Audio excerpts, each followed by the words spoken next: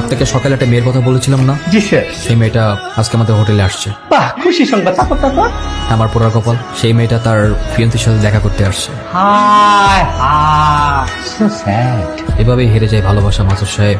বাকি প্লিজ, আচ্ছা তুমি এরকম করতেছো কেন বলো তো? আমাদের কালচার বুঝছো, মানে হাত ধরা তো ব্যাপার না। শোনো, হাত ধরার কেস করো আমাদের একটা কালচার, বুঝছো? কোনো সমস্যা নেই, তাই না? দেখেন, আপনি আমাকে যেরকম মেয়ে ভাবতেছেন আমি ওরকম মেয়ে না। আমাকে যেতে দেন।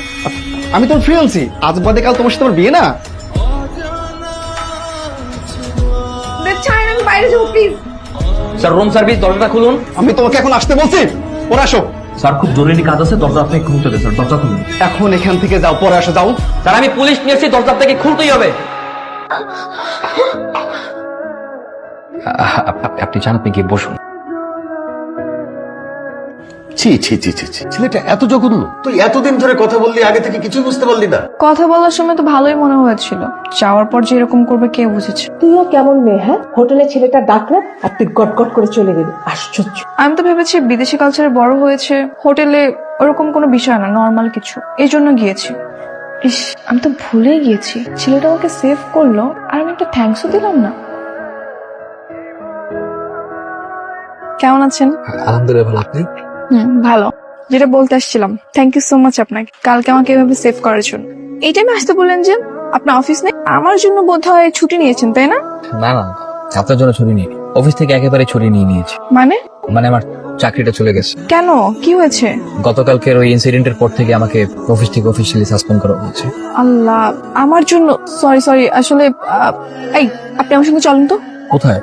আপনার জন্য আমি জব খুঁজবো। কাম অন, রিল্যাক্স, আপনি রিল্যাক্স হন প্লিজ। আচ্ছা ঠিক আছে, আমি আপনাকে কথা দিচ্ছি, আপনার জবটা আমিই খুঁজে দিই। Can we be so friends?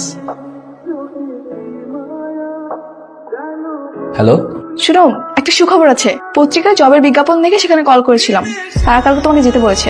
এসব পত্রিকার বিজ্ঞাপন সবগুলো ভুয়ো হয়। আরে না, ট্রাস্টেড কোম্পানি, তুমি যাও না কালকে, দেখবা। চলে যাওয়াটা অবৈধ, আইনত দণ্ডনীয় অপরাধ। কেন? তুমি জানো না, দেশের টাকা দেশের সম্পদ বিদেশে পাচার করা যেমন অবৈধ, তেমনি তোমার মতো সুন্দর মেয়েও যদি দেশ ছেড়ে চলে যায়, এটাও অবৈধ। ধর, তুমিও কি নাকি বলো। তারপর স্যার, আপনার রিলেশনশিপ কেমন চলছে বলুন না স্যার। সেটা আপনি এখানে কি বলবেন, ঝামেলায় আছে। ও চাচ্ছে এনি হাও বিদেশে সেটেল, তাই বিয়ের জন্য বিদেশি পাত্র খুঁজছে। আর আপনি তো আমাকে চিনিনি, how must allow my country. আর যাই হোক, আমি কখনো আমার দেশ ছেড়ে যাবো, আর এদিকে সে প্রাণপণে চেষ্টা করছে যেভাবেই হোক সে বিদেশে সেটেল হবে। এই সিচুয়েশনে আমি কিভাবে তাকে প্রমিস করি বলেন? স্যার, ভালোবাসার জন্য মানুষ কত কি করে, আর এটা তো সামান্য ড্রিম। আপনি বুকে সাহস নিয়ে তাকে প্রপোজটা করে দিন। আমি বললাম এই মাসুদের ওয়াদা মিলে যাবে। তোমার পছন্দের জায়গাগুলো